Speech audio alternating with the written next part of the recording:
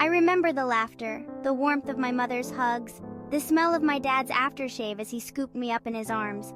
Life was simple, pure, and filled with the bright, innocent joy only a child knows. We were a family, a unit, a complete and perfect picture. At least that's how it seemed. Back then, our house was my castle. The backyard, a magical land of adventure. My parents were my heroes, my protectors, the keepers of my small world. I believed in their love, their strength, and the safety they provided. We were like any other family on our street. We ate dinner together, played board games, and celebrated holidays with decorations and cheer. Those memories are now like faded photographs, their edges blurred by time and trauma, but the essence of happiness remains. It was a happiness I believed would last forever. Little did I know, a storm was brewing, a darkness that threatened to consume the fragile peace of our home. The laughter would soon be replaced by screams, the warmth by icy fear. My perfect world was about to shatter. Things started to change. The air grew thick with unspoken words, heavy silences that hung between my parents like a fog.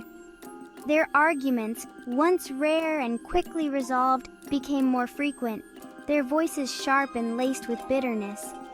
I was too young to understand the reasons behind their fights, but I felt the tension, the way it crackled in the air like static electricity. My safe haven was slowly transforming into a battleground, and I was caught in the crossfire. My father, once so playful and loving, became distant and withdrawn. His smile, once so easy and genuine, now seemed forced, a mask he wore to hide a growing darkness within. He drank more, his temper shorter, his presence a looming threat. My mother, once the picture of strength and resilience, seemed to shrink under the weight of his moods. Her eyes, once sparkling with life, grew dull with sadness, her shoulders slumping under an invisible burden. The laughter that once filled our home was gone, replaced by a silence that was more terrifying than any storm. The first time it happened, I was playing in my room. The sounds of my parents arguing drifted up the stairs, a familiar soundtrack to our lives now. But this time was different. This time, the air crackled with a new kind of energy, a raw, primal fear that sent chills down my spine. Then came the scream. My mother's voice, high-pitched and desperate, cut through the air like a shard of glass. I froze, my toys clattering to the floor, my heart pounding in my chest. Terror, cold and paralyzing, rooted me to the spot. I crept to the top of the stairs, peering down through the banister. The scene that unfolded before me is forever seared into my memory.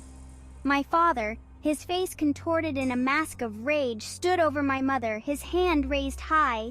She cowered on the floor, her arms raised defensively, her eyes wide with terror. He struck her again and again, each blow echoing through the house, each impact sending shockwaves of fear through my small body.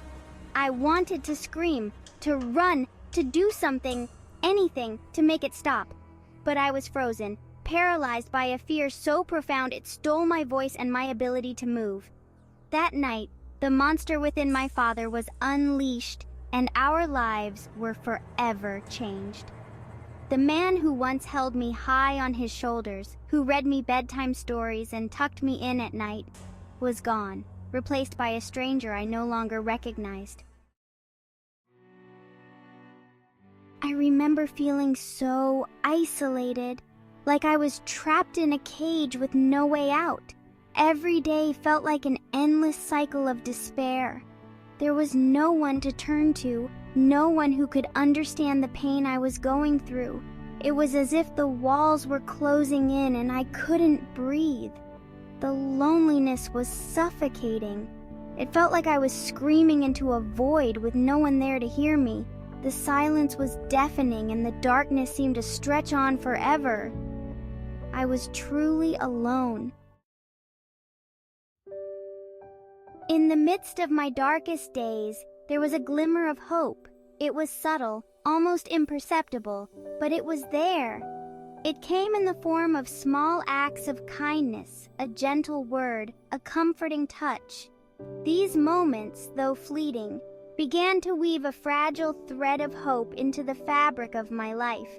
And you know, it was enough to keep me going, even when everything else seemed lost.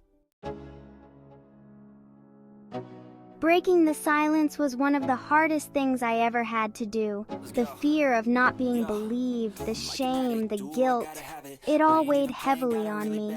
But I realized staying silent was giving my pain more power over me. So, with a trembling voice and a heart full of fear, I spoke out, and honestly, in that moment, I reclaimed a piece of myself that I thought was lost forever. The road to healing is long and winding. It's filled with setbacks and triumphs, moments of clarity and times of confusion. Healing doesn't happen overnight. It's a journey that requires patience, courage, and above all, self-compassion. Each step forward, no matter how small, is a victory, and well, it's important to remember that healing is not a destination but a continuous process. If there's one thing I've learned from my journey, it's that hope is powerful. It's the light that guides us through the darkest of times, the strength that carries us when we feel like we can't go on. To anyone out there struggling, know that you are not alone. There is hope, even when it feels out of reach. Hold on to that hope, nurture it, and let it lead you to a place of healing and peace.